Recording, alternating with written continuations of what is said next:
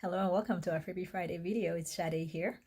Today's question is regarding liens and how to either remove them or render them ineffective. And we're not talking about mortgage liens, we're talking about the other different types of liens that are typically attached to real estate. And in this case, I'll be talking about judgment liens, mechanics lien, child support liens, and fraudulently filed liens. The first group of liens, of course, it's typically after a creditor or a collection company has gotten a judgment against you in court, and then they file an abstract of judgment into the property records, and it attaches to your properties that you have in that county. The second type of lien would be a mechanics lien, where a contractor or subcontractor worked on your home, and they are claiming that they've never been paid or that they haven't been fully paid for their labor, materials, or equipment used while remodeling, repairing, or building the home. The third type of lien, the child support, is also through the court system after the court has determined who is supposed to pay child support to whom, and the other party has claimed that you didn't pay as ordered by the court, and then they're allowed to file an abstract of the child support lien into the property records.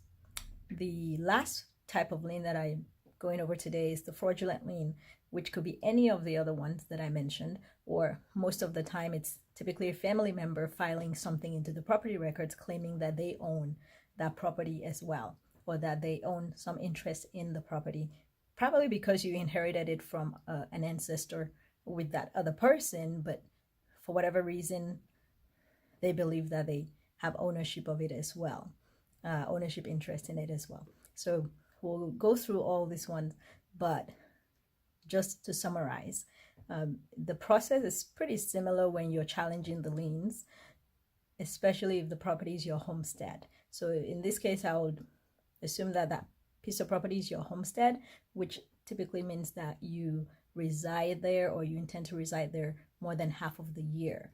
You or your family members are living in that home. And so then it's considered your homestead, and typically you don't have two homesteads at any one time in the state of Texas.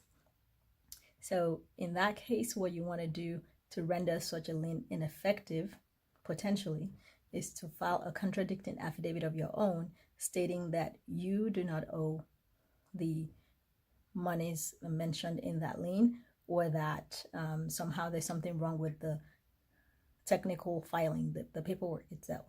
In the case of child support liens, it could be that you already paid it off. You would file that and you maybe attach supporting proof.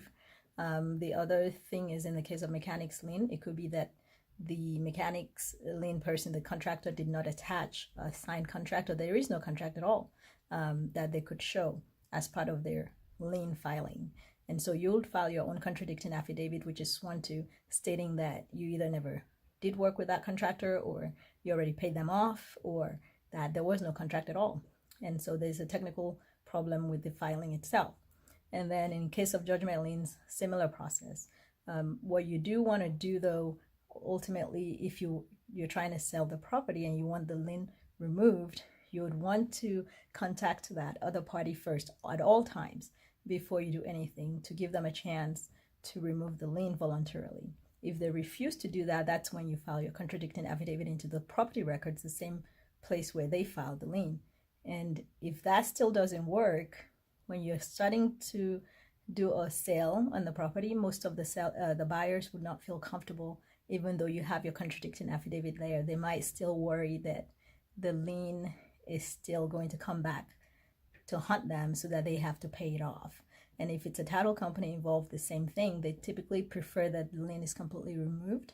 So you want to go through the court system at that point if the other party is still refusing to remove the lien and you're not willing to settle the lien amount. So you go to court, and then hopefully the court believes your side of the story and the evidence supports your side of the story, and the court will then order the other party to remove the lien.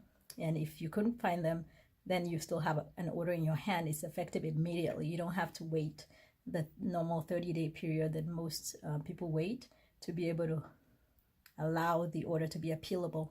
It's effective immediately. You hand that over to the buyer. buyer's agent, the title company, and then that would satisfy them. But you hand that over after you've already filed it into the property records. So that would let everybody know that that lien is actually invalid as against you. In the case of the fraudulent liens, if you can be proved that the other party just filed something maliciously, there is a statute in Texas that allows you to get up to $10,000 or your actual damages as a penalty against that party. So collecting it is another thing, but at least you have that inside the judgment saying that they owe you, $10,000, which is very good.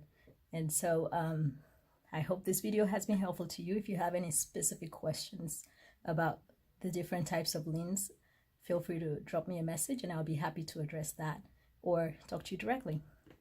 And as always, have a wonderful weekend and I'll talk to you next time. Happy Friday.